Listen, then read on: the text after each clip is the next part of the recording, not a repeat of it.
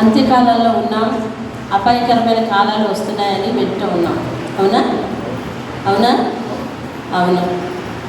అయితే నెల ఆఖరికి వచ్చేసరికి మన కుటుంబంలో కొన్ని మెజర్మెంట్స్ ఉంటాయి. అవునా? ఏంటో మెజర్మెంట్స్ ఒకసారి చెప్పండి. ఇల్లు ఉన్నవాళ్ళు, సంసారాలు ఉన్నవాళ్ళు చెప్పండి. రాజు చెప్పు ఒకటి. అన్ని నెల ఆఖరికి వచ్చేసాం. గౌరవ చెప్పు ఒకటి. అన్నీనా? అన్నీ అంటే ఏంటండి? అప్పులు, ఈఎంఐలు, బియ్యం ఎన్ని ఉన్నాయి, ఇంకేమేమి తెచ్చుకోవాలి ఈ నెల, ఇవన్నీ. అన్నిటికీ ఏంటి? కొలత కదా, అన్నీ లెక్క. లెక్క లేకపోతే చాలా ఇబ్బంది కదా. అంటే ఇది నెలాఖరులో వేసే లెక్క కదా. అవును, నెలాఖరులో నెల మొదట్లో మనం అందరూ మ్యాథమెటిషియన్స్ అయిపోతాం కదా. అందరూ లెక్కలే, అందరూ కూడికలు, అందరూ తీసివేతలే. అవునా? చేస్తూ ఉంటాం. అందరింటిలో సర్వసాధారణం. మరి అంత్యకాలానికి దగ్గరగా ఉన్న సంఘాలు, లోకం ఏం మెజర్మెంట్ చేసుకోవాలి అని అంటే, నా ఆత్మీయ జీవితం ఎంతవరకు సరిపోతుంది? ఇది ఉమ్మడిగా వేసే లెక్క, ఇండివిజువల్గా వేసే లెక్క? వ్యక్తిగతం. అవునా? ఇది వ్యక్తిగతంగా వేసే లెక్క. అంత్యకాలానికి వచ్చేస్తుంది. దేవుడు ఎప్పుడు వస్తాడో తెలియదని బైబిల్ ఘోషిస్తుంది. అకస్మాత్తుగా వస్తాను అని రాసిన తర్వాత 2000 సంవత్సరాలు, 25 సంవత్సరాలు అయిపోయింది. అంటే లేట్ అవుతుంది అని అంటే మనం దగ్గర పడుతున్నామని ఒక లెక్క. ఈ చివరి దినాలలో మనమందరం మెజర్మెంట్ వేసుకోవాల్సింది ఏంటంటే, లెక్క చూసుకోవాల్సింది ఏంటి అంటే స్పిరిచువాలిటీ, ఆత్మీయత. అర్థమైంది? ఏం లెక్క చూసుకోవాలి?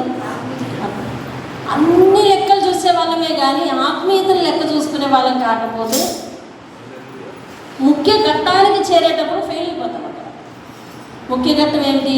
దేవుని సముఖం ముందు నిలబడవలసిన ఆ సమయానికి ఫెయిల్ అయిపోతాం.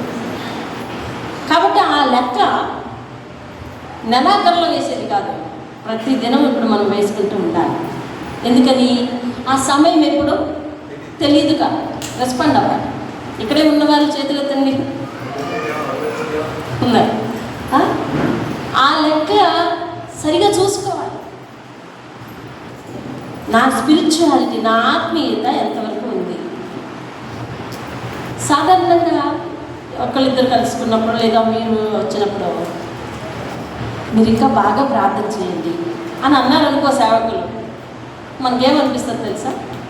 నేను మీ స్థానంలో ఉండి మాట్లాడుతున్నాను. ఏమనిపిస్తుంది తెలుసా? నేను బాగానే చూస్తాను కదా, నేను బాగానే వస్తాను కదా, నేను చేస్తుంటానండి ప్రార్థన. అబ్బే అన్నమైన మానేస్తాను కానీ ప్రార్థన మానంటే మాను.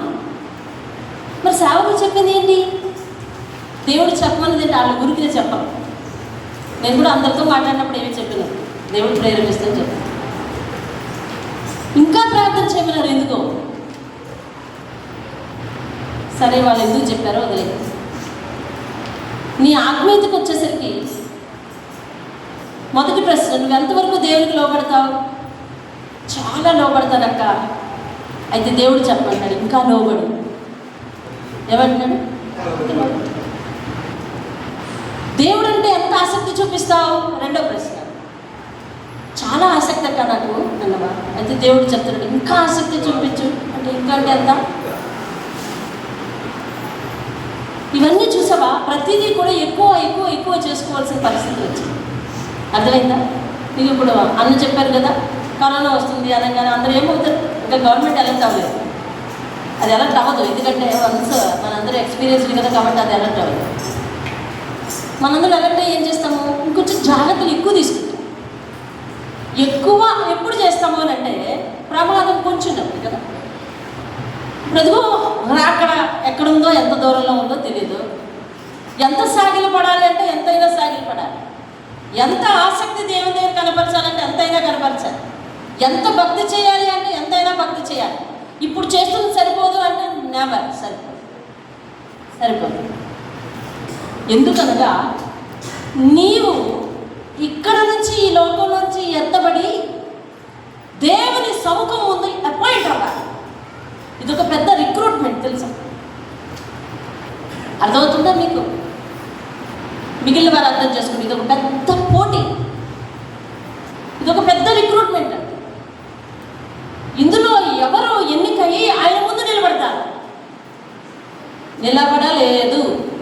What next? నిలబడలేదు అంటే మన స్థానం వేరైపోయింది. అప్పుడు మనము పరలోకం అనే పదాన్ని ఇంకా ఉచ్చరించడానికి లేదు, మన స్థానం మారిపోయింది. అయితే ఏం చేయాలి? ఈ కడవరి కాలంలో భక్తిని ఎక్కువగా చేయాలి. దేవుని స్తోత్రం. ప్రకటన గ్రంథంలో చెప్పబడింది, అంత్యకాలంలో విగ్రహారాధన బహుగా విస్తరిస్తుంది. అవునా? వెన్ కంపేర్ లాస్ట్ డేస్, చివరి రోజుల్లో పోల్చుకుంటే ఇప్పుడు పెరిగిందా లేదా అని మాట్లాడరే? పెరిగిందా అంటే దాని అర్థం బైబిలు వచనాలు నెరవేరుతున్నాయని అంటే దాని అర్థం రాకడికి మనం దగ్గర అవుతున్నామని అర్థం. అంటే దాని అర్థం మనకి ఇవ్వబడిన సమయం అయిపోతుందని అర్థం కదా. ఆలోచిస్తున్నారా? మనకి ఇవ్వబడుతున్న సమయం అయిపోతుందని అర్థం. అయితే ఖచ్చితంగా మనం ఏం చేయాలంటే ఎక్కువ ప్రికాషన్స్ తీసుకోవాలి కదా, ఎక్కువ జాగ్రత్త తీసుకోవాలి.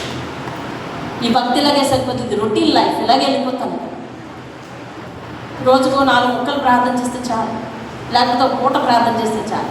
ఈరోజు ఉదయం చేశాను కదా అని నిన్ను నువ్వే సర్ది పెట్టుకోకుండా ఎంతగా దేవునికి చేరువవ్వగలవో అంతగా దేవునికి చేరువవ్వాలి. దేవుని స్తోత్రం.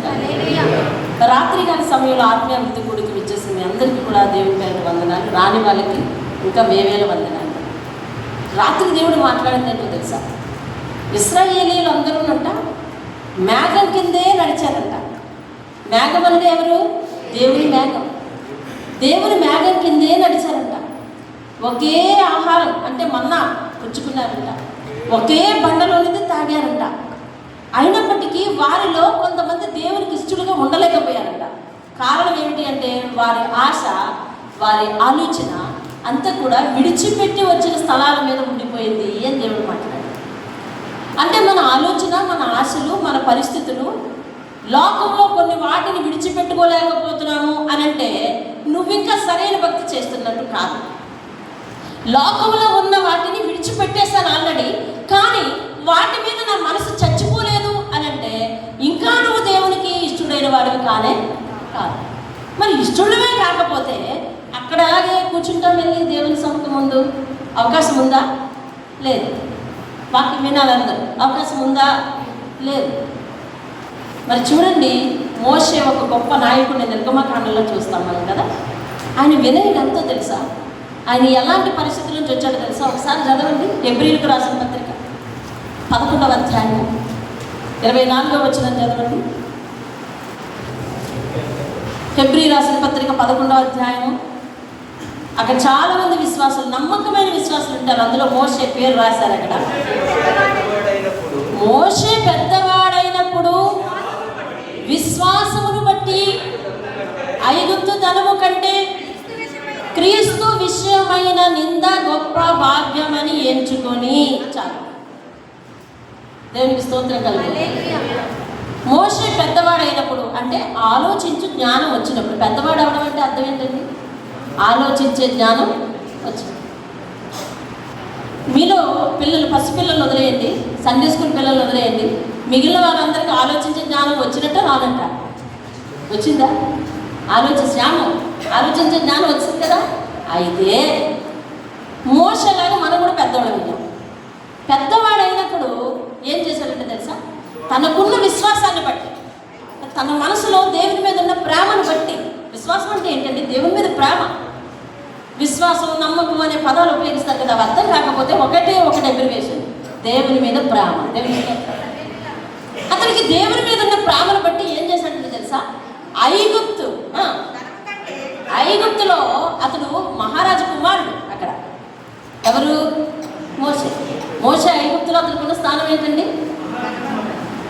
ఐగుప్తులో తనకున్న స్థానం ఏంటి? మహారాజు కుమారుడు.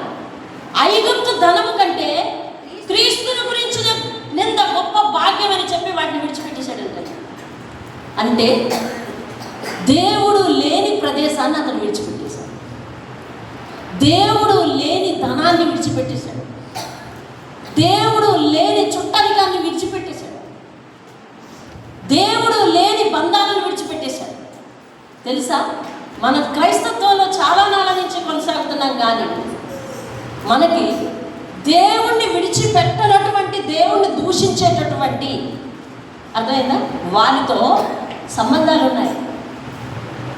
అంటే వాళ్ళతో సంబంధం పెట్టుకోకూడదా అంటే పెట్టుకోవచ్చు, కానీ అది దేవునికి విరుద్ధమైన అక్రమ సంబంధం కాకూడదు. అయితే మనం పాపంలో పడినట్లే. ఇశ్రాయేలీయులు అరణ్యంలో చనిపోవడానికి అదొక కారణం.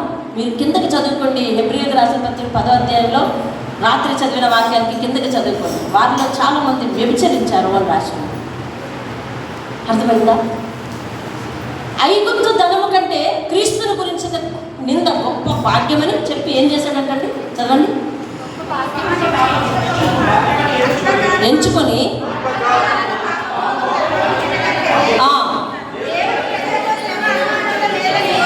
అల్పకాల పాప భోగములు అనుభవించుట కంటే దేవుని ప్రజలతో శ్రమ అనుభవించుట. అంటే దేవుని దగ్గర కొంత శ్రమ ఉంది, కానీ లోకంలో పాప భోగాలు ఉన్నాయి, అవి అల్పకాలమే సంతోషాన్ని ఇచ్చాయి.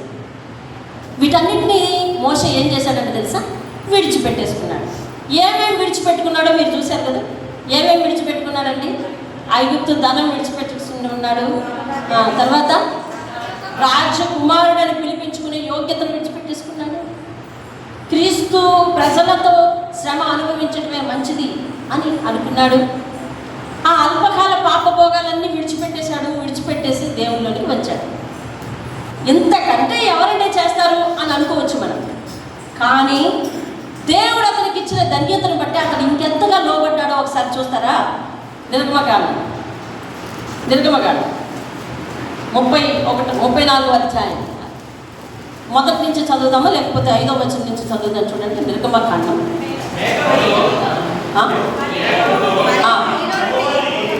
మేఘములో యెహోవా దిగి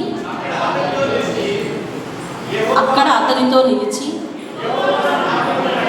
యెహోవా అను నామమును ఎవరికి ప్రకటించాడండి? ఎవరికి ప్రకటించాడు? మోషేకి ప్రకటించాడు. మళ్ళీ చదువుతాం చూడండి, 34వ అధ్యాయం మొదటి నుంచి చదువుతున్నాను. మీరు సైలెంట్గా వేలు పెట్టి జాగ్రత్తగా వినండి. మరియు యెహోవా మోషేతో ఇలా అన్నాడు, మొదటి పలకలు వంటివి మరి 2 పలకలు చెక్కు. నీవు పగలు కొట్టిన మొదటి పలకల మీద ఉన్న వాక్యములను నేను ఈ పలకల మీద రాస్తాను.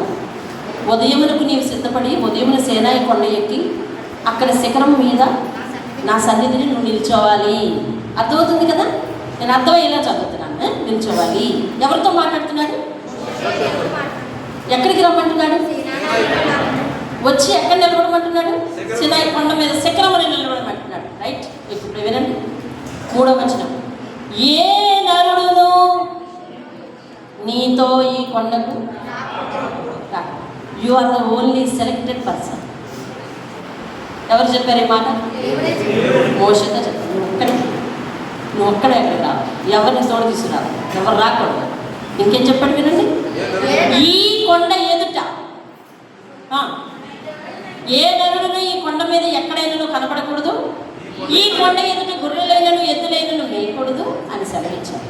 కాబట్టి అతడు మొదటి పలకలు బట్టి 2 రాతి పలకలు చెప్పాడు. మోషే తనకు యెహోవా ఆజ్ఞాపించినట్టు ఉదయమందు పెద్దల గంటలు లేచి ఆ 2 రాతి పలకలను చేత పట్టుకొని సీనాయి కొండ ఎక్కగా మేఘంలో యెహోవా దిగి అక్కడ, ఎక్కడ? సీనాయి కొండ శిఖరములో దిగి. ఎందుకు ఆ కొండ దగ్గరికి అందరినీ రావద్దన్నాడు? ఆ కొండ మీదకి ఎవరు వస్తారు? దేవుడు వస్తారు. దేవుడు ఉన్న ప్రదేశం అక్కడికి ఎవరిని అలౌ చేస్తున్నాడు? మోషేని అలౌ చేస్తున్నాడు. మోషే ఎవరు? నరుడే కదా. మోషే ఎవరు? నరుడే కదా. కానీ అతడు ఒక్కడే ఆ సీనాయి కొండ మీదకి దేవుని ఎదుటి నిలబడడానికి ఎందుకు సెలెక్ట్ అయ్యాడు? ఎందుకు సెలెక్ట్ అయ్యాడో తెలుసా?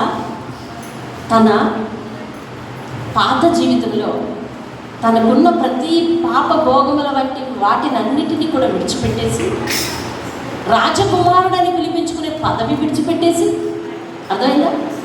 మోషే ఐగుప్తులో ఉంటే సెకండ్ ఫరో ఎవరో తెలుసా? మోషే. ఎవరు సెకండ్ ఫరో? ఎవరు? మోషే. ఎప్పుడైనా ఆలోచించారా?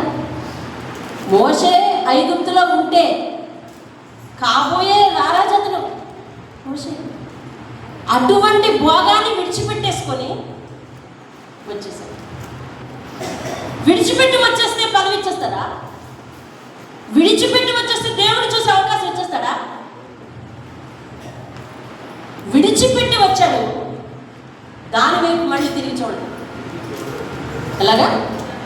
దాని వైపు మళ్ళీ తిరిగి చూడలేదు. ఈవేళ మనం కూడా చాలా పాపములను, చాలా దోషములను విడిచిపెట్టి వస్తున్నాం. కానీ ఎక్కడో ఏదో ఒక సెకండ్ టైంలో మనము యూటర్న్ తీసుకుంటున్నాం. అనే విషయాన్ని వెనక్కి తిరిగి చూస్తున్నాం. యేసుప్రభు తన శిష్యులతో మాట్లాడుతున్నాడు, నాగటి మీద చేయి పెట్టి ముందుకు వెళ్ళాలే తప్ప వెనక్కి తిరిగి వాడు పరలోక రాజ్యానికి వారసుంటారు. నాగలికి పరలోకానికి ఏంటి సంబంధం అనుకున్నారు అందరు. నాగలు పెట్టి ఎదురుకు దున్నితేనే ఏమొస్తుంది? ఫలితం వస్తుంది. అంటే నాగలతో దున్నడం సులువుగా అంటే ఎంత కష్టమైనా నువ్వు దాని మీద ఆనుకొని ఎదుటికే దున్నుకుంటూ వెళ్ళాలా, వెనక్కి తిరిగి చూడొద్దు అన్నాడు. వెనక్కి తిరిగి చూసినందుకు లోతు భార్య ఏమైపోయింది? ఉప్పు స్తంభం అయిపోయింది. వెనక్కి తిరిగి చూస్తే ఉప్పు స్తంభం అయిపోతారా? దేవుడు అంత కట్టినారు కూడా కాదు. దేవదూతలు వచ్చి చెయ్యి పట్టుకొని, రా తల్లి, దీనికి ఉపద్రవం ఉంది, ఇక్కడ వద్దు, ఇది పాపపు ఇష్టమైన ప్రదేశం, దీనిని దేవుడు నాశనం చేస్తున్నాడు కాబట్టి మమ్మల్ని పంపించాడు నేను బయటికి తీసుకురమ్మని అని నచ్చజెబితే వాళ్ళకి అర్థం కాలేదా? వెనక్కి తిరిగి అయ్యో నా సంపద, అయ్యో నా ఇల్లు, అయ్యో నా ప్రాంతం అనుకుని దాని మీద మనసును ఆమె చంపుకోలేదు కనుక, దేవుడిచ్చిన భాగ్యాన్ని ఆమె కళ్ళతో చూసి గ్రహించలేదు కనుక దేవుడు ఇంకా ఆమెను అక్కడి నుంచి ప్రయాణం కొనసాగించుకుంటాడు. మన జీవితంలో అటువంటి డైరెక్ట్ అటాక్స్ లేవు. మనం పాపం చేసాము, దేవుని దగ్గరికి వచ్చాము, వెంటనే విడిచిపెట్టేశాము. ఏదైతే అది ఎవరికి ఏ అలవాటు ఉందో, నేను ఇందాక చెప్పినట్టు నాకున్న సీరియల్ అలవాటు, అది మా ఇంటిందరికీ పెద్ద వ్యాధి. అర్థమవుతుంది? ఒకవేళ ఆ సమయానికి కానీ కరెంటు పోయింది అంటే ఇక చూసుకో, ముందు రోజు ఏమైందో టెన్షన్. మా ఇంటందరికీ టెన్షనే. ఏమైందంటావు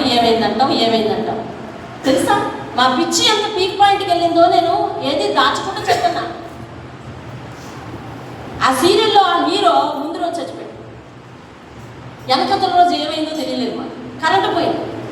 వెంటనే మా ఫ్రెండ్ వైజాగ్లో మా ఫ్రెండ్ ఉంటే మా ఫ్రెండ్కి ఫోన్ చేసి, ఏమైంది నిన్న అక్కడితో తీసేసాడు కదా, ఏమైంది అనే పరిస్థితి. అంత పిచ్చి ముదిరిపోయిన పరిస్థితి. దేవుడి సేవలను పిలిచాడు, వెంటనే అది కట్టన్నాం, సమర్పించుకున్నాం. మరలా అయ్యో ఏమైపోతుందో అని ఉన్నామనుకో, నువ్వు సమర్పించుకున్నా ఒకటే, సమర్పించుకోకపోయినా ఒకటే. అర్థమైందా? అటువంటి ఛాయ ఏది లేకుండా సమర్పించుకోవాలి. ఈరోజు దేవుని దగ్గరికి ప్రజెంటెన్స్ చాలా మందికి ఉంది, కానీ మనసు యొక్క ప్రజెంటెన్స్ ఎక్కడో ఉంది. అర్థమైందా? అనేక చోట్ల వారు వీరు తేడా లేకుండా ఎక్కడ పడితే అక్కడ నిలబడతాం మనం. ఒక క్రైస్తవుడు నిలబడకూడని ప్రదేశాలు ఉన్నాయి, ఒక క్రైస్తవుడు చెయ్యకూడని స్నేహాలు ఉన్నాయి. వాటన్నిటినీ కూడా జస్ట్ ఐఎమ్ స్టాండింగ్ హియర్ అంటామంతే. నేను నిలబడ్డాను అంతే, చేయట్లా. నేను జస్ట్ వెళ్ళాను అంతేనండి, నేను వాళ్ళతో ఏకీపించలే. అర్థమైందా? ఇట్లా సమర్థిస్తున్నా. ఇటువంటివన్నీ ఉన్నాయి. కానీ మోషే వన్స్ విడిచిపెట్టాడండి, దేవునితోనే దేవుడు ఏం పని చెప్తా చేయడానికి అపాయింట్ అయిపోయాడంటే దేవుని స్తోత్రం. అటువంటి పరిపూర్ణమైన సమర్పణ అతనికి ఉంది కాబట్టి you are only the selected person to stand before me అన్నాడంటే, నువ్వు ఒక్కడనే నా ముందు నిలబడడానికి ఎలిజిబిలిటీ ఉంది, నీకు అర్హత ఉంది, ఎవరు ఏనాడు రావడానికి వీలు లేదు అన్నాడు. సరే, మీకేమర్థమైంది? మోషే అన్నీ విడిచిపెట్టుకున్నాడు కాబట్టి ఇక ఆటి వైపు మనసు లేక దేవుని మీద దృష్టి పెట్టుకొని దేవుడు ఏ పని చెప్తే, ఏ ఆజ్ఞ చెప్తే ఆ ఆజ్ఞ నెరవేర్చడానికి ఇష్టపూర్వకంగా ఉన్నాడు కాబట్టి, ఇక తన జీవితం అంతా దేవుని కొరకు సమర్పించుకున్నాడు కాబట్టి దేవుడు సెలెక్ట్ చేసుకున్నాడు అని. రైట్, అక్కడ ఉన్న ఇశ్రాయేలీలందరికీ ఎవరికి సుపీరియర్ పవర్ ఉందో చెప్పండి దేవుని దగ్గర? చెప్పండి. ఇప్పుడు మనందరిలో కూడా ఎవరికి సుపీరియర్ పవర్ ఉన్నట్టు? మోషే. అవునా? ఇప్పుడు మన మధ్య మోషే వచ్చాడు కదా, అది చెప్పండి. ఇప్పుడు మనందరిలో ఎవరికి సుపీరియర్ పవర్ ఉంది? దేవుని నిలబడడానికి ఎవరికి ఉంది? మోషేకి ఉంది. కానీ అటువంటి మోషే దేవుడి దగ్గర ఎలా నిలబడతాడో తెలుసా? ఒకసారి చదవండి అక్కడ. నేను చదువుతాను చూడండి. 5వ వచనం. మేఘంలో యెహోవా దిగి అక్కడ అతనితో నిలిచి, మెల్లగా చదువుతూ, మీరు లోపల చదువుతూ మెల్లగా చదువుతూ వినాలి. మీ నోటితో చదవాలి, దేవుని వాక్యం కళ్ళతో చూడాలి, చెవితో వినాలి. రైట్. అనునామమును ప్రకటించెను.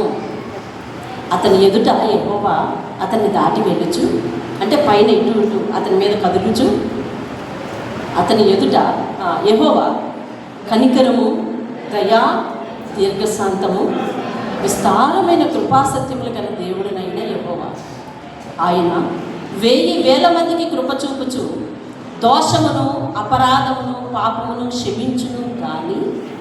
క్షమించును గాని ఆయన ఏమాత్రమును దోషులను నిర్దోషులుగా ఎంచక 3-4 తరముల వరకు తండ్రుల దోషమును కుమారుల మీదికి, కుమారుల మీదికి రప్పించునని ప్రకటించారు. అందుకు మోషే తొందరపడి నేల వరకు తల వంచుకొని నమస్కారము చేసి, ప్రభువా, నా మీద నీకు కటాక్షము కలిగిన ఎడల నా మనవి ఆలకించు. దయచేసి నా ప్రభువు నా మధ్యన ఉండి మాతో కూడా రావాలనైనా. వీరు లోబడనల్లని ప్రజలు, మా దోషమును పాపమును క్షమించి మమ్మును నీ స్వాస్థ్యంగా చేసుకో బాబు అని ప్రార్థన చేస్తున్నారండి. దేవుని స్తోత్రం. ఎలా వంగాడండి? వంగి ఏమంటున్నాడు? ప్రభువా, నా మీద నీకు కటాక్షము కలిగిన ఎడల. ఇంకేం కటాక్షం? అది నువ్వు నేనైతే అడగలే, నన్ను ఒక్కదాన్ని అక్కడ రమ్మన్నాడంటే అంట, నన్ను ఒక్కడే అక్కడ రమ్మన్నాడంటే అంట. పొరపాటున మనం వెళ్ళిపోతే ఎక్కడికి వెళ్తున్నావు అక్క? దేవుడు కొండ మీదకి రమ్మన్నాడు. అక్క మీరు రావచ్చా? నిన్ను రాకూడదన్నాడు. ఎంత ప్రివిలేజ్ అండి అది! ఎంత గర్వించదగ్గ విషయం అండి. కానీ అతనిలో దేవుని ఎదుట నిలబడ్డాను అనే భయమే ఉంటుంది. అందుకని ఏమంటాడు తెలుసా? తొందరగా నేల మట్టుకు ఉంగి తల వంచుకుని నమస్కారం చేశాడు. చెప్పండి, ఇందాక అనుకున్నాం కదా, ఎంత వినయం చూపించాలి. మోషే వంటి వాడే తల వంచుకుని నమస్కారం చేసేటంత వినయం చూపిస్తే నీవు నేను ఎంతగా దేవుడికి లోపడాలి? ప్రశ్న. ఎందుకు ఈ కొలతంతా? ఎందుకు ఈ లెక్కలన్నీ? అంత్య దినానికి చేరువలో ఉన్నాం. ఎక్కడికి చేరువలో ఉన్నామండి? అంత్య దినానికి చేరువలో ఉన్నాం. మోషే వచ్చినట్టుగా విడిచిపెట్టి వచ్చేసావా? అన్నీ విడిచిపెట్టి వచ్చేసాను, అందుకే కదా నువ్వు బాప్తిసం ఇచ్చావు అనొచ్చు. విడిచిపెట్టి వచ్చేసిన తర్వాత మళ్ళీ ఇన్ని వాటిని చూసావా? చూశాను. మళ్ళీ ఏమయ్యావు? పాత మనిషి అయ్యావు. ఏమయ్యాము? పాత మనుషుల అయిపోయాం. మళ్ళా దేవుడు అంటున్నాడు, ఇదిగో పాతవి గతించెను, సమస్తమును ఈయన విషయంలో నూతనమైనవి ఆయను. ఇతడు తన పాపముల నిమిత్తం పాత జీవితాన్ని భూమిలో పాతిపెట్టి ఇదిగో సముద్రంలోంచి నూతనంగా లేచాడని సేవకులు పైకి తీస్తే 2 రోజులు 3 రోజులు తాడి 4వ రోజు మళ్ళీ వెళ్ళి అదే పాపాన్ని, మళ్ళీ అదే లోకాన్ని, మళ్ళీ అదే స్థితిగతులను మనం రుచి చూసామంటే, లేకపోతే అక్కడే ఉన్నామంటే, ఇంకా మోషే వంటి దర్శనం రాకపోతే సరికదా, పోతే పోనీ అసలు రేపు రాకడలో ఎత్తబడతామా? ఆయనకు దేవుడి దగ్గర, దేవుని ఎదుట నిలబడే కటాక్షము ఆయనకు వచ్చినా కూడా ఇంకా అంటున్నాడు, యెహోవా నీ కటాక్షం నా మీద ఉంచయ్యా. దేవుని దయాంత సులువా? అంటే మనం ఎలాగ జీవించినా దేవుడు వచ్చి మధ్యలోకి అడ్డు తగలడు. కాబట్టి దేవుడు అంటే మనకు చులకన అని చెప్పి లేఖనాలే చెప్తున్నాయి. నువ్వేం చేసినా నేను మౌనిగా ఊరుకుంటున్నాను, కాబట్టి నేను కూడా నీలాంటి వాడిని అనుకుంటున్నావని కీర్తన గ్రంథం 50వ అధ్యాయం ఆఖరి వచనాలు చెప్తాయి. అంటే నువ్వేం చేసినా నేను ఏమంటలేదు. నిజం కదా, దేవుడు మనం ఏం చేసినా ఏమంటలేదు. రాకపోతే ఏమంటున్నాడా? మాట ఇచ్చి మానేస్తే ఏమంటున్నాడా?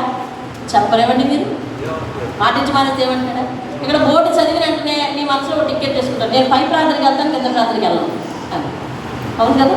పక్క వాళ్ళు అడుగుతాను, నువ్వు వస్తావా? నేను రా. నేను కూడా అలాగే అనుకుంటున్నాను, రాకూడదని అనుకుంటున్నాను. వాళ్ళిద్దరు జట్టు అండి ఎప్పుడు నేను. మరి ఏ ప్రార్థనకు వస్తావు? అల్లా ప్రార్థనకు వస్తాను. అయితే నేను కూడా దానికి వస్తాను. మరి మిగిలిన ప్రార్థనకి ఎవరు ఉంటారు? సాకులు ఒకరే ఉంటారు. అర్థమైందా? ఏమండి,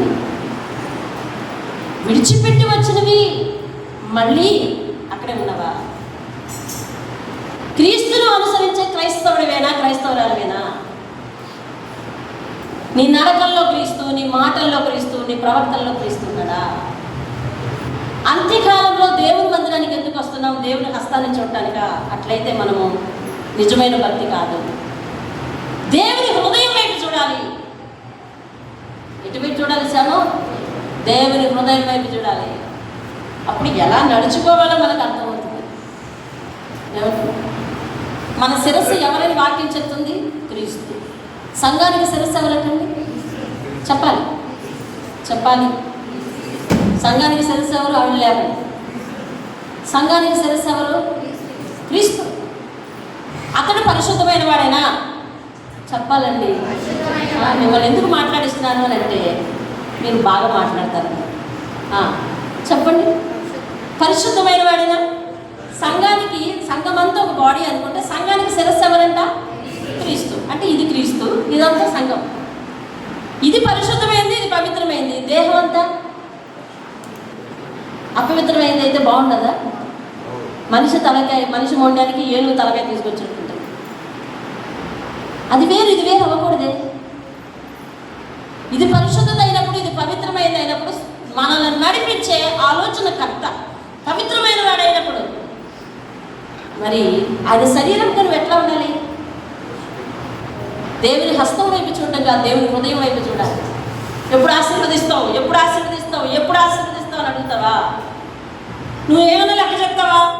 ఇదిగో నేను అది మార్చుకున్నాను, ఇది మార్చుకున్నాను, ఇది మార్చుకున్నాను, ఇంకొకటి ఉంది, ఇది మానేస్తాను, మానేశాను ప్రభువా అనే స్థితికి వస్తావా? ఇప్పుడు ఈ అంత్యకాలంలో మనకు కావాల్సింది అదేనండి. యేసు రక్షణే కావాలి, యేసు పిలిపే కావాలి. దీవెన అంటావా? దేవుడు ఎలాగిస్తాడు. ఆశీర్వాదం అంటావా? ఇస్తాడు. పోషణ అంటావా? పోషిస్తాడు. అందుకోసం దేవుడు బైబిల్ అంటే వాక్యాలు నేను పోషిస్తాను విడిచిపెట్టను అని చెప్తున్నాను. అయితే ఇప్పుడు మనకి అల్టిమేట్గా మనకు కావాల్సింది ఏంటంటే పరిశుద్ధత. అది లేకపోతే ఆయన సముఖానికి మనం వెళ్ళకపోతే ఇదిగో బయట వాళ్ళకంటే మనము చాలా వేస్ట్ అంటండి. అర్థమైందా? చివరి కాలంలో, అంత్యకాలంలో మనం దేవుని వైపు చూడాలి, దేవుని కొరకు బ్రతకాలండి. క్రైస్తత్వం అంటే నిజంగా దేవుని కొరకు బ్రతికే బ్రతుకు క్రైస్తత్వం అంటే. నీకోసం నువ్వు బ్రతికే బ్రతుకు కాదు, దేవుని కోసం ఏమైనా బ్రతకగలవేమో చూడాలి. అర్థమైందండి? దేవుని పని ఏమైనా చేయగలవేమో చూడాలి. దేవుని కొరకు ఒక ఆత్మనైనా రక్షించగలవేమో చూడాలి. దేవుని కొరకు ఇంకా నమ్మకంగా ఉండగలవేమో చూడాలి. ఎంత నమ్మకంగా ఉండాలి అని అనుకుని ఇంకా నమ్మకంగా ఉంటానని నువ్వే అనుకో. ఎంత ఆసక్తి చూపించాలి, ఎంతైనా ఆసక్తి చూపించాలని నువ్వే అనుకో. ఎంత విశ్వాసంగా ఉండాలి, ఎంత దేవుని ప్రేమించాలి, ఇంకా నేను దేవుని ప్రేమించాలని నువ్వే అనుకో. ఎందుకంటే టైం ఈజ్ నియర్, దగ్గరికి వచ్చేస్తుంది సమయం దగ్గరికి వచ్చేస్తుంది. మనందరం ఎత్తపడే వారిలో ఉండాలి. అర్థమవుతుందండి? మనందరం సెలెక్టెడ్ పర్సన్లో ఉండాలి. ఆ రోజు ఇశ్రాయేలు అందరిలో మోషే ఒక్కడే సెలెక్టెడ్ పర్సన్. పైకి రమ్మన్నాడు, అక్కడ ఉన్నాడు. ఎన్ని దినాలు ఉన్నాడో తెలుసా? అదే అధ్యాయంలో చూడండి. అదే అధ్యాయంలో 28వ వచనం చదవండి. అతడు 34వ అధ్యాయం 28వ వచనం బైబిల్ చూసారా? అతడు 40 రేయి పగళ్ళు ఉండెను. అతనికి ఏం లేదట, వెంకటేశ్వర ఏం లేదట, ఏం చేయలేదు, ఏం లేదు, ఇంకా నీళ్ళు తాగలేదు. మనకు 12 అయితే చాలు. ఏమనిపిస్తుంది అంటే ఎంత బేగ వదులుతుంది ఆకలేసేస్తుంది, ఎంత బేగ వదులుతుంది ఆకలేసేస్తుంది, ఎంత బేగ వదులుతారు అక్క ఆకలేసేస్తుంది అని అనిపిస్తుంది. 40 దినాలు మోషే యెహోవా ఎదురుగుండా నిలబడి ఉండిపోయాడు. భోజనం చేయదు, నీళ్ళు తాగు. బలం ఎలా వచ్చింది? దేవుడే బలం. నువ్వు దేవుని అమితంగా ప్రేమిస్తే ఆయనే నీ బలం. కొన్ని పాపాలను, కొన్ని అలవాట్లను జయించలేను, నేను బలహీనుని అంటున్నావే, దేవునితో జీవించాలనుకుంటే అదే నీకు బలం. దేవునితో జీవిస్తే నీకు అదే నీకు శక్తి. దేవునితో జీవిస్తే ఆ పరిశుద్ధాత్ముడు నీ మీదకి వచ్చి నువ్వు బలహీనుడు అయినప్పటికీ కూడా బలం కలిగి నేను నిలబెడతాను. దేవుని స్తోత్రం కలిగి. హల్లెలూయా. తిమోతికి రాసిన పత్రిక ఏం చెప్తుంది? 2వ తిమోతికి రాసిన పత్రిక 3వ అధ్యాయం 5వ వచనం. అంత్యకాలంలో నువ్వు ఇలా ఉండకూడదు. 2వ తిమోతికి రాసిన పత్రిక 3వ అధ్యాయం 5వ వచనం ఏమని చెప్తుంది చూడండి.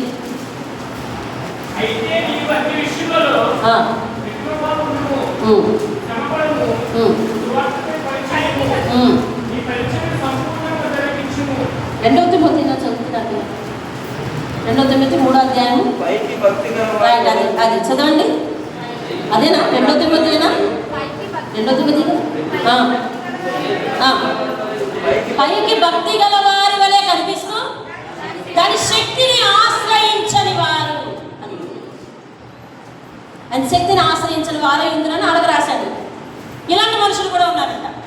పైకి ఎలా కనిపిస్తున్నామంటండి? పైకి ఎలా కనిపిస్తున్నావు? రాత్రి దేవుడు అదే మాట్లాడాడు. నువ్వు నలుగురితో ఉన్నప్పుడు ఆరాధిస్తావు, నువ్వు నలుగురితో ఉన్నప్పుడు పాట పాడతావు, నువ్వు నలుగురితో ఉన్నప్పుడు స్తుతిస్తావు, నువ్వు నలుగురితో ఉన్నప్పుడు దేవుడు మాట్లాడతావు, నువ్వు నలుగురితో ఉన్నప్పుడు అన్నీ చేస్తావు. కానీ ఒంటరిగా ఉండవలసిన పరిస్థితి వచ్చినప్పుడు నువ్వు ఏం చూస్తావు, ఏం చేస్తావు, ఏం మాట్లాడతావు, అదే అసలైంది. ఆ వ్యక్తిగత జీవితాన్ని చూసండి దేవుడు పరలోకం ఇచ్చేది. అంతేగాని నువ్వు సంఘంలో ఉన్నప్పుడు ఎలా ఆలపిస్తున్నావు, ఎలా వింటున్నావు, ఎలా చేస్తున్నావు, ఏం అనుసరిస్తున్నావు, ఇది నలుగురితో ఉన్నప్పుడు ఎలాగే చేస్తావు. అదే. కానీ వ్యక్తిగతంగా ఉన్నప్పుడు నీ భక్తి జీవితం ఎట్లా ఉంది, అది మెజర్మెంట్ వేసుకోవాలి. ఇప్పుడు అది కొలుసుకోవాలి. ఇప్పుడు అందరు చూస్తుంటే ఒకలాగా, అందరు చూడలేకపోతే ఒకలాగా. దేవుడు చూస్తాడనే భయం లేకపోవడం కదా అది.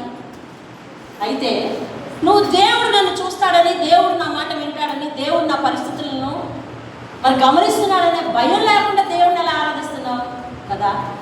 ఇవన్నీ అంత్యకాలంలో వేసుకోవాల్సిన ప్రశ్నలు అండి. ఇవన్నీ పరిశుద్ధాత్ముడు ఇప్పుడు నీకే వేస్తున్నాడు. నువ్వు వేసుకోవలసినవి కూడా ఇదే. నిన్ను వేరొకరు ప్రశ్నించదు, నిన్ను సేవకులు ప్రశ్నించడానికి లేదు. ఇక్కడ దేవుడు నాతోనూ నీతోనూ మాట్లాడు. ఈ ప్రశ్నలన్నీ నాకు, ఈ ప్రశ్నలన్నీ నీకు. అందరూ ఆ ప్రశ్నలు ఎదుటి సమాధానం చెప్పాలి. అయితే వ్యక్తిగతంగా కూడా నేను వేసుకోవాలి ఆ ప్రశ్నలు. నేను ఒంటరిగా ఉన్నప్పుడు దేవుడు నన్ను చూస్తున్నాడు కదా, అయితే నేను ఎలా కనిపిస్తున్నాను ఆయన ఎదురుకుండా, ఎలా ఉండగలుగుతున్నాను? ఇప్పుడు ఒంటరిగా మనుషులు ఎవరైనా ఒంటరిగా ఉంటున్నారండి? చెప్పండి సమాధానం. మనుషులు ఎవరైనా ఒంటరిగా ఉంటున్నారా? ఎందుకు ఉండట్లేదో తెలుసా? వాళ్ళు ఎదురుకుండా ఒక పెద్ద ప్రపంచం వాళ్ళకి తోడు ఉంటుంది. ఏంటది రాము? ఏంటది? Cell phone. కాబట్టి అతను ఒంటరిగా ఉన్నట్టు అనిపించట్లేదు. అలా బుర్రంచుకొని సాయంత్రం వరకు ఉండిపోయినా కానీ నేను ఒంటరిగా ఉన్నాను అనిపించట్లేదు. ఆయనకి ఎంత భ్రమ చూసావా? ఇందులో మనం అన్నీ మంచివే చూస్తాం. మంచివే చూస్తారు. మంచివి ఏం చూస్తామో తెలుసా? అనేక మంది సేవకుల ప్రసంగాలు వింటుంటాం. వింటనా? ఎవ్వరు ఏం తెలియనట్టు, అసలు సెల్ ఫోన్లో లేనట్టు బాగా పెడుతున్నారు. అనేక మంది సేవకుల మెసేజ్లు చూస్తాం. ఆ సేవకులు ఏదైనా ఊరు వెళ్తే ఆ వీడియో పెడితే చూస్తాం. వాళ్ళ పిల్లలు పాట పడితే చూస్తాం. వాళ్ళ పిల్లలు పనులు చేస్తే చూస్తాం. వాళ్ళ బర్త్డే పార్టీలు జరిగితే చూస్తాం. అన్నీ వాళ్ళు అప్లోడ్ చేస్తున్నారు, మనం చూస్తాం. వాళ్ళు అప్లోడ్ చేస్తున్నారు, మనం కూడా ఖాళీగా ఉన్నాం కదా, చూస్తాం. ఇందులో ఎన్ని నువ్వు ఆత్మీయతకు నీకు పనికొచ్చే ఉన్నాయి అంతా ముగించిన తర్వాత లెక్క రాసుకో. అంతా ముగించిన తర్వాత మనసుకో, ప్రశ్న వేసుకో. మాట్లాడుకోవడానికేనా? అదిగో పలానా ఆయన పలానా దేశం వెళ్ళారు, పలానా ఆయన పలానా స్విమ్మింగ్ పూల్లో ఉన్నారు, పలానా వాడు పలానా టూరిస్ట్ ప్లేస్కి వెళ్ళారు, పలానా వాడు పాపపడతలు ఇట్లా చేశారు. ఇవి నీ ఆత్మీయతకి ఎంతవరకు ఉపయోగపడుతున్నాయి? ఏ వాక్యం ఏంటి ఇప్పుడు తెలుసా? యూట్యూబ్లో ఎంతోమంది సేవకులు చెప్పే వాక్యాలు కొల్లలు ఉంటా ఉన్నా వాటిని చూడట్లేదు మనం, తెలుసా? ఇదిగో ఈ ఎంటర్టైన్మెంట్ విషయాలు చూస్తున్నారు చాలామంది ఎంటర్టైన్మెంట్ విషయాలు చెప్తున్నారు. ఎందుకంటే వాళ్ళు ఎక్కడో ఉన్నారు, వారి యొక్క వ్యక్తిగత జీవిత విషయాలన్నీ కూడా వీళ్ళు ఇక్కడ వెళ్ళవేస్తారు. అట్లయిందా? వాళ్ళ పాపం మన ఎంగేజ్మెంట్ జరిగింది, వాళ్ళు అలాగా వెళ్ళేలాగా, వాళ్ళకి వీళ్ళకి, ఈ ఫ్యామిలీకి ఆ ఫ్యామిలీకి ఇలా గొడవలు అలా గొడవలు, ఇవన్నీ ఎక్కడి నుంచి తెలుస్తున్నాయి? యూట్యూబ్. దాన్ని నువ్వు ఎలా ఉపయోగిస్తున్నావో తెలుసు. నీ ఆత్మీయతకు ఉపయోగించుకోలే. ఆత్మీయతకు ఉపయోగపడేవి చాలా ఉన్నాయి అందులో. ఈ అంత్యకాలంలో భ్రమలో పడవేసే ఉచ్చును చాలా దేవుడు చెప్పదలుచుకున్నాడు. ఈ అంత్యకాలంలో భ్రమలో పడవేసే ఉచ్చులు చాలా ఉన్నాయి. అన్ని ఉచ్చులు గెలుచుకుని రావడం మన తరం కాకపోతుంది. అయితే బలం ఇచ్చేవాడు ఎవరంటే దేవుడే. ఎవరండి బలం ఇచ్చేవారు? బలం ఇచ్చేవాడు దేవుడు. ఇంకా చూడు, ఇంకా ఒక మాట చూడు, కీర్తనగాడు అంటాడు, ఆసాపు కీర్తన 73వ అధ్యాయం 25వ వచనాన్ని చూడండి. ఆకాశమందు నీవు తప్ప నాకెవరున్నారు? నీవు నాకు ఉండగా. ఏది ఇది మన నోటితో మనం స్పష్టంగా చెప్పగలమా? నోటితో చెప్పగలమండి. అయితే దేవుడు అడిగేది మనసుతో చెప్పగలవా? అయ్యా నాకు ఏది అక్కర్లేదయ్యా, ఏది అక్కర్లేదయ్యా. అలాగని తీర్మానం చేసుకుని ప్రార్థన చేసుకుందాం అన్నాం అనుకోండి, ప్రభువా ఆశాప అన్నట్టుగా నాకు ఈ లోకంలో ఏది అక్కర్లేదయ్యా, ఆకాశమందు నువ్వు ఉంటుండగా నాకు ఏది అక్కర్లేదయ్యా, నువ్వే నాకు ఉండాలయ్యా, నీ దగ్గరే నేను ఉండాలయ్యా. ఆమె ప్రార్థన అయిపోయింది. వచ్చే ఆధారం రొట్టె ద్రాక్షరసం అయినప్పటికీ పెళ్ళికి కబురు వచ్చింది. వెళ్ళిపోయాం. అయినప్పటికీ ఏమొచ్చింది సురేష్? పెళ్ళికి కబురు వచ్చింది. వెళ్ళిపోయాం. కిందటి వారం ఏమని ప్రార్థన చేశాం? అయ్యా ఆకాశమందు నువ్వు ఉంటుండగా నీ ముందు నేను, నా ముందు నువ్వే. అసలు ఏది లోపల ఏది నాకు అక్కర్లేదయ్యా. పెళ్ళికాడు రానంత వరకు, పెళ్ళికాడు రానంత వరకు, ఫంక్షన్ రానంత వరకు నా దేవుడు. ఈ లోపల వస్తే అసలు దేవుని సన్నిధి వద్దా, రొట్టె వద్దా, ఏమొద్దా, వెళ్ళిపోతావా? ఆశాపు ప్రార్థన చేసేదండి. అలాగే ఆశాపు కీర్తన, అయ్యా నాకు అన్నీ అనుగ్రహించేది, అసలు నా జీవితంలో ఏమీ లేకపోయినా అన్నీ సృష్టించగలిగేది, నా జీవితంలో నువ్వు ఉంటుండగా నాకు ఇది అక్కర్లేదయ్యా. అసలు నేను దేని వైపు మగ్గు చూపను. అసలు ఏలాగూ నన్ను పాపములో లాగాలని అనేక అవకాశాలు నా ఎదుటికి వచ్చినా నేను మగ్గు చూపనయ్యా. అతను చెప్పింది అది. ఆకాశమందు నీవు ఉంటుండగా నాకు ఏది అక్కర్లేదు. అసలు ఎప్పుడు లోపంలోకి వెళ్తామండి? మనకి ఇంట్లో సరిగ్గా దొరకనప్పుడు. ఫాస్ట్ ఫుడ్ సెంటర్స్ అన్నీ ఎలా వచ్చాయి? ఇంట్లో సరిగ్గా దొరకలేదు కాబట్టి అది వచ్చింది. అంతే నా ఆత్మీయ జీవితం కూడా అలాగే అయిపోయిందా? దేవుడి దగ్గర నీకు ఏం దొరకట్లేదు, దాన్ని అడిగి పొందుకునే విధానం నీకు తెలియక. ఆయనే అల్ఫయో, ఆయనే ఒమేగా, ఆయనే ఆద్యంతం అంతా ఆయన. అక్కడి నుంచే వచ్చి చివరికి అక్కడికే పోవాలనే టార్గెట్ మనకు తెలుసు. అయినప్పటికీ ఆయన దగ్గరికి వెళ్ళడానికి ఎలా సిద్ధపడాలో మనం ఆలోచించాం. మనలో కొంతమంది జీవితాల్లో కష్టం ఉన్నంత వరకు దేవుడు దేవుడు దేవుడు దేవుడు. సుఖం వచ్చిందా దేవుడు నిన్ను వెతుక్కోవాలి. ఎక్కడా ఎక్కడా ఎక్కడా ఎక్కడా అని వెతుక్కోవాలి. అవునా? అలా అయితే మనం అంత్యకాలంలో సరిపడ భక్తి ఎట్లా చేయగలం? ఆలకించిన వారందరూ దేవుని స్తోత్రం చెప్పడం. కష్టం ఉన్నంత వరకు ఏమంటున్నామంట? నచ్చలేదు ఏమన్నామంట? దేవుడు దేవుడు దేవుడు దేవుడు దేవుడు. సుఖం వస్తే ఏమంటామంట? ఏమన్నాకి లేవు, మనం లేవు అక్కడ. అప్పుడు దేవుడు ఎక్కడా ఎక్కడా ఎక్కడా ఎక్కడా ఎక్కడ ఇంకెక్కడ లేదు. అటువంటి స్థితి, అటువంటి ఆత్మీయ స్థితి మనకు ఉండకూడదు. ఆశాకు హృదయ లోతుల్లోంచి చెప్తున్నాడు ఏమనంటే, అయ్యా నేను ఒక్కసారి మారి నీ దగ్గరకు వచ్చాను, ఇంకా లోకంలో ఏది నాకు అక్కర్లేదయ్యా, అన్నీ విడిచిపెట్టొచ్చు. పౌలు అంటున్నాడు ఇలా, ప్రభువా క్రీస్తు కొరకు నేను, అనగా నీ కొరకు నేను సమస్తమును పెంటగా ఎంచుకొని వచ్చాను అంటాడు. ఏమి ఎంచుకొని వచ్చాడంటే పెంటగా ఎంచుకొని వచ్చాడు.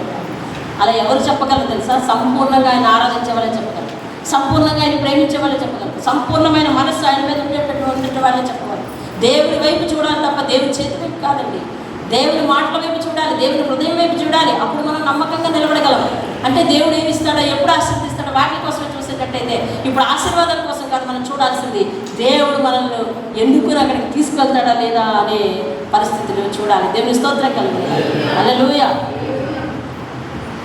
మందిరంలోకి వెళ్తున్నాం, పోటీ చాలా మందిరంలో మన సంఘానికి అటువంటి దౌర్భాగ్యత లేదు.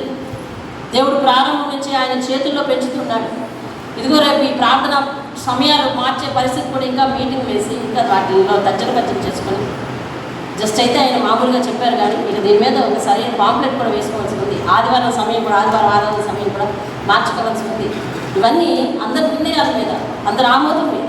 ఏమండి ఇక్కడ ఎవరు పెద్ద కాదు అసలు.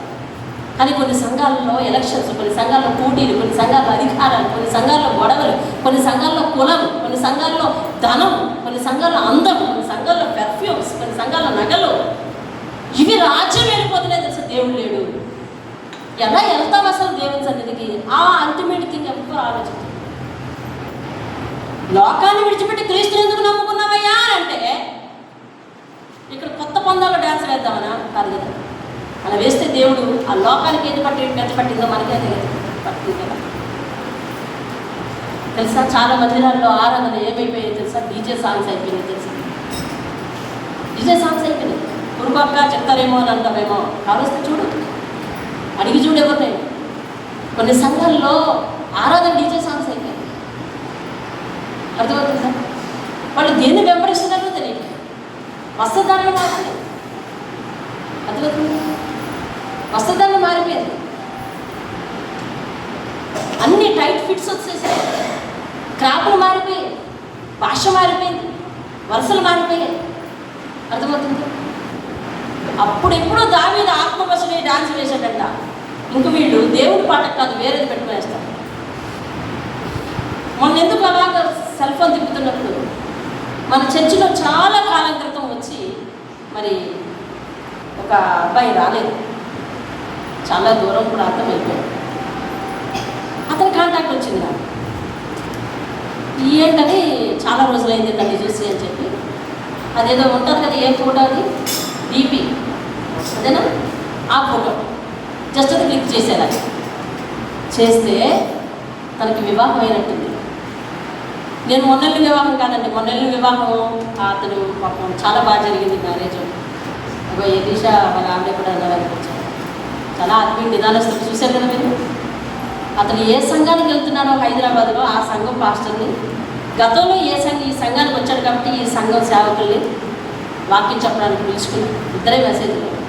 స్థానిక సంఘ కాబట్టి పెళ్లి చేయడమే, పెళ్లి పెద్దగా నిలబడ్డాడంతే. పెళ్లి చేయడానికి ఇంకో పాస్టర్ వచ్చాడు. ఆ రీతిగా మరి ఈ వాక్యం ఇక్కడ వాక్యం విని ఎదిగి వెళ్ళానని చెప్పి అట్లా చేసుకున్నాను. బహు నిదానస్తుంది. సరే, ఇంకో బ్రదర్ గురించి చెప్తున్నాను.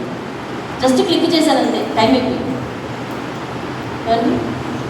అంతే, పెళ్లి జరిగినట్టుంది. అందరూ క్రైస్తవులే కనిపిస్తున్నారు. విచక్షణారహితంగా డ్యాన్సులు వేస్తున్నారు. వాళ్ళ మొహాలు చాలా జూమ్ చేసి స్క్రీన్ షాట్ తీసి జూమ్ చేసి చూశాను.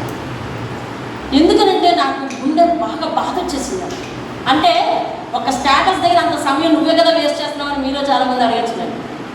చాలా కడుపు మండిపోయిందండి, బాధ వచ్చేసింది. ఒక రకంగా అయితే ఏడుపు వచ్చేసింది. మా పిల్లలతో ప్రస్తావించాను, ఏం చేసి అంతే నా మన పట్టణం ఉంది. స్క్రీన్ షాట్ తీసి జూమ్ చేసి చూస్తాడు. అందరూ క్రైస్తవులే.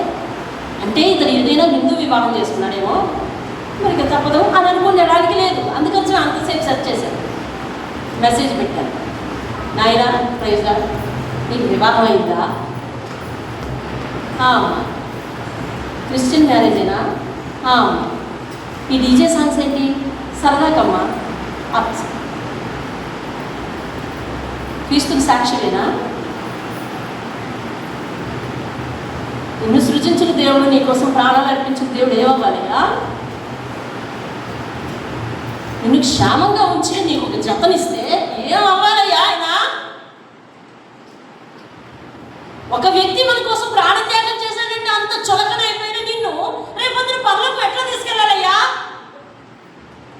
వదిలిపెట్టి వచ్చిన పాపం వైపు జురుకునే మనల్ని రేపొద్దున పరలోకం ఆయన ముందు ఉంచుకుని ఏ పాట పెడితే డాన్స్ చేస్తావు అక్కడ?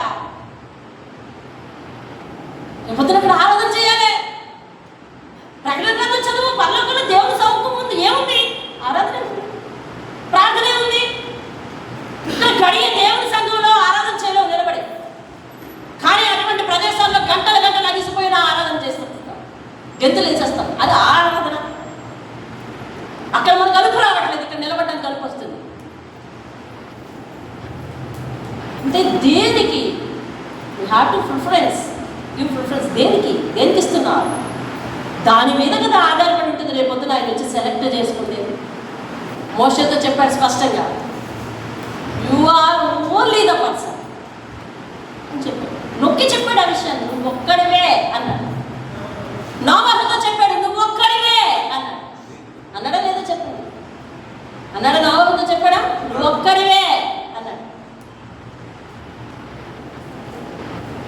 ఏది విశ్వాసత?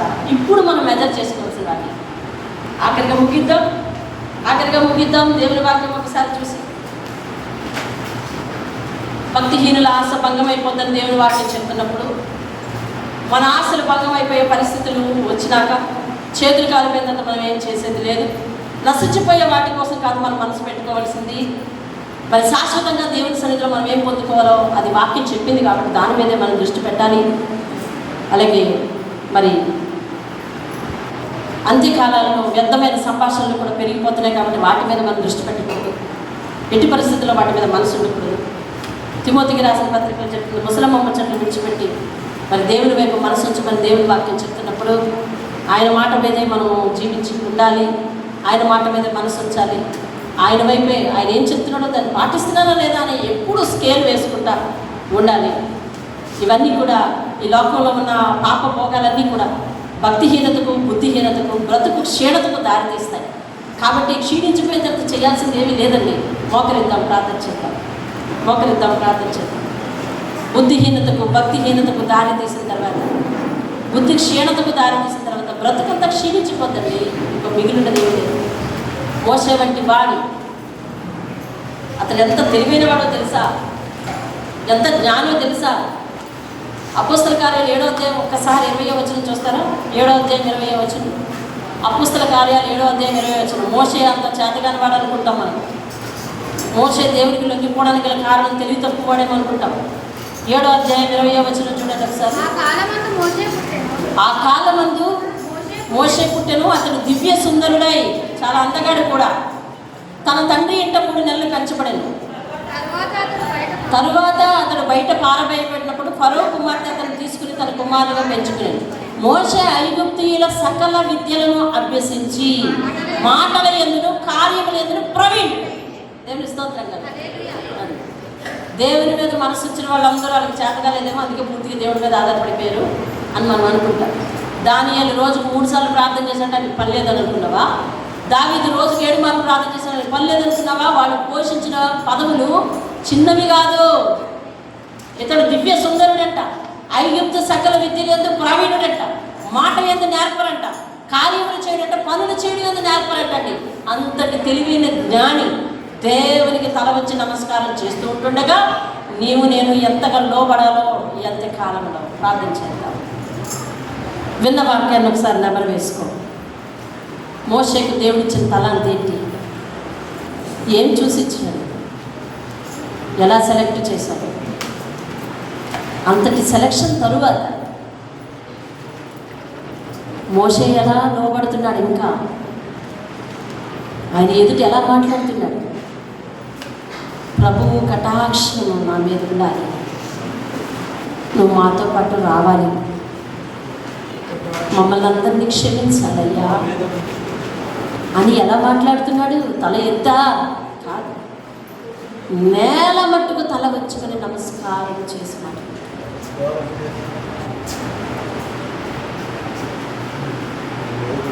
బైబిల్లో మహాభక్తుల యొక్క చరిత్ర చదివినప్పుడు ఏం నేర్చుకున్నాను?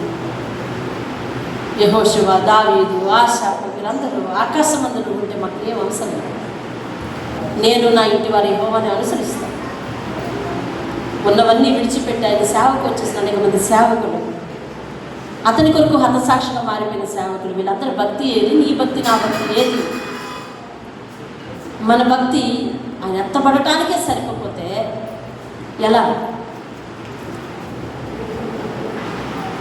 ఏదో సెలబ్రిటీగా ఉందాం మనం, ఏదో ధనం సంపాదిద్దాం మనం.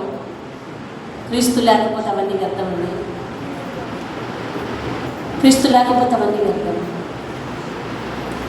ఎక్కడ వేసే దుప్పటి అక్కడ వేయాలనుకుంటూ ఎవరి మధ్యలో ఉంటే వారిలాగా కలిసిపోతే దేవుడు అంటున్నాడు, నేను చూస్తూ ఊరుకుంటున్నానని కదా, నేను కూడా నీలాంటి వాడిని అనుకుంటున్నావు కదా, ఈ సంగతులన్నీ వరుసగా నీ ఎదుటి ఉంచి ఒకనాడు నిన్ను గద్దించే సమయం ఒకటి వస్తుంది అంటున్నాడు.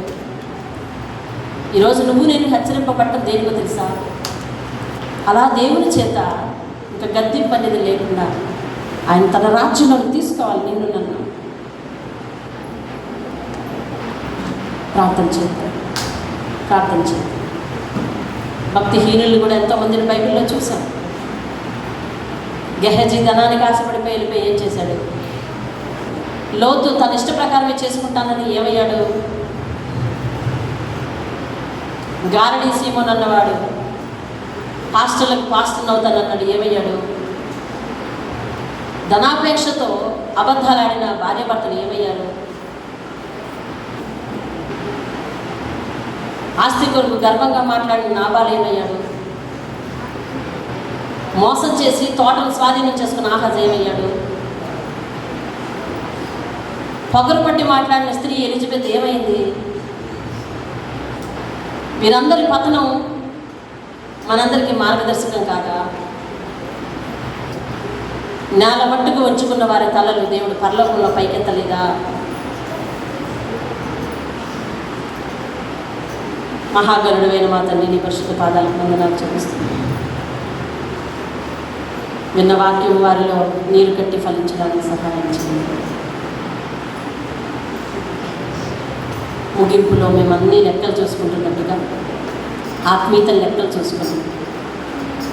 ఇంకెంత సాగిలపడాలో, ఇంకెంత వినయం చూపించాలి, ఇంకెంత విధేయత చూపించాలి, ఇంకెంత ఆసక్తి కింద దగ్గరికి రావాలో, ఎంత నీకు నమ్మకంగా ఉండాలో, ఎంతగా నిన్ను ప్రేమించాలో, ఇప్పటికున్న పరిస్థితిని బేరీజు వేసుకొని వారి విశ్వాసాన్ని మోతాదు పెంచుకోవడానికి సహాయం చేసి అనుగ్రహించమని, వారితోనే స్వతహాగా మాట్లాడమని యేసు నామములో అడిగి వేడుకుంటున్నాను. ఆమేన్.